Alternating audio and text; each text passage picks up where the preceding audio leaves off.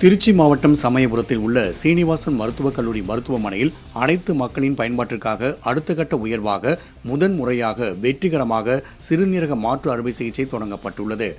இந்த மருத்துவமனையில் நிபுணத்துவம் வாய்ந்த கைதேர்ந்த சிறுநீரகவியல், சிறுநீரக அறுவை சிகிச்சை மற்றும் மயக்க மருந்து நிபுணர்களால் 2 நோயாளிகளுக்கு சிறுநீரக மாற்று அறுவை சிகிச்சை வெற்றிகரமாக நடத்தி முடிக்கப்பட்டது.